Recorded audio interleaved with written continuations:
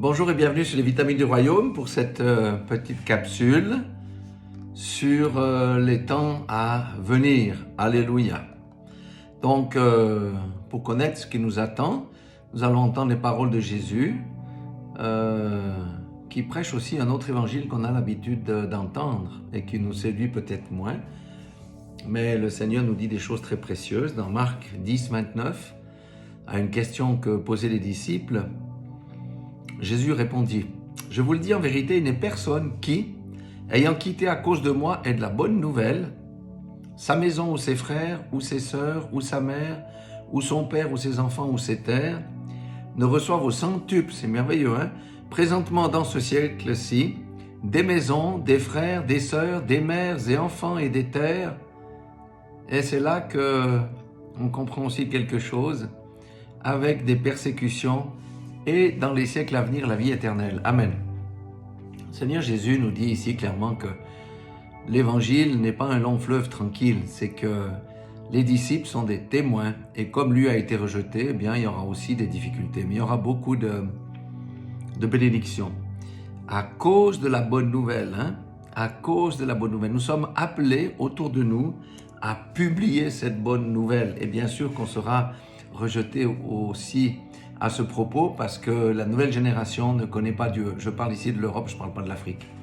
La nouvelle génération ne connaît pas Dieu d'une manière générale, bien que le Seigneur utilise massivement les jeunes maintenant pour évangéliser les autres jeunes. Mais ce que je veux dire, on prêche toujours les bénédictions, mais il ne faut pas oublier que la persécution va avec.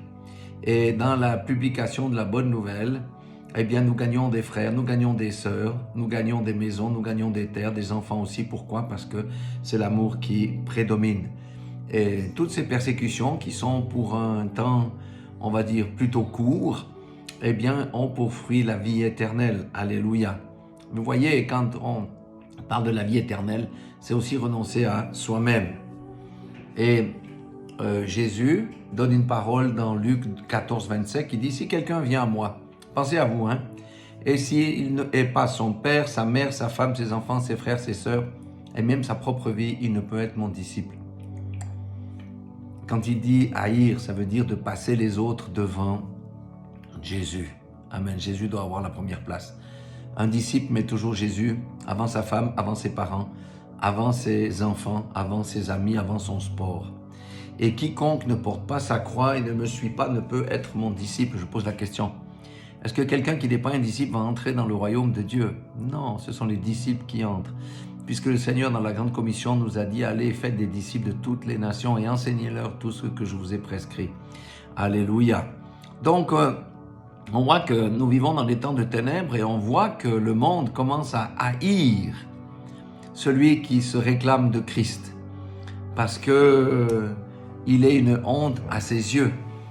Et bien entendu que la persécution peut se faire de manière très subtile, pas forcément avec des coups, mais avec des moqueries, avec des empêchements de prêcher. On voit maintenant à Genève qu'on ne peut plus baptiser dans le lac parce qu'il faut être laïque.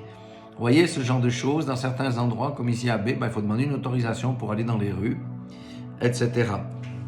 Alors il est question de porter sa croix, c'est mourir à soi-même.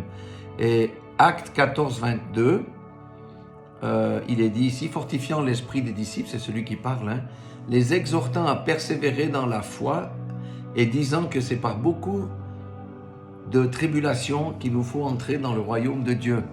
L'entrée dans le royaume de Dieu sur un fauteuil ou en prenant un ascenseur, eh bien, c'est anti-biblique. Il dit beaucoup de tribulations. Pourquoi? Parce que le maître a été rejeté, nous serons rejetés aussi. Le maître a été moqué, nous serons moqués aussi. Mais le Seigneur dit, vaut mieux plaire à Dieu plutôt qu'aux hommes. Alléluia. Et Matthieu 5,11, je terminerai avec ça. Heureux serez-vous lorsqu'on vous outragera, qu'on vous persécutera et qu'on dira faussement toutes sortes de mal à cause de moi. Nous allons vers ces temps-là et c'est là que le bon grain de l'ivraie va être séparé, que le juste, celui qui appartient à Dieu, va manifester sa véritable couleur parce qu'il n'aura pas crainte d'être moqué ni d'être rejeté, mais le chrétien, le dimanchard, celui qui chauffe les bancs, celui qui fait de la religion un vêtement, ne pourra pas supporter cela. Mais nous savons qu'en toutes choses, nous sommes plus que vainqueurs par Christ qui nous anime et nous devons rassembler notre courage aujourd'hui pour témoigner ce que Dieu a fait dans notre vie et avertir le monde de la colère qui se prépare et que le monde a besoin de salut. Voilà, soyez tous bénis dans le nom puissant de Jésus-Christ de Nazareth et que le Seigneur nous vienne en aide. Amen.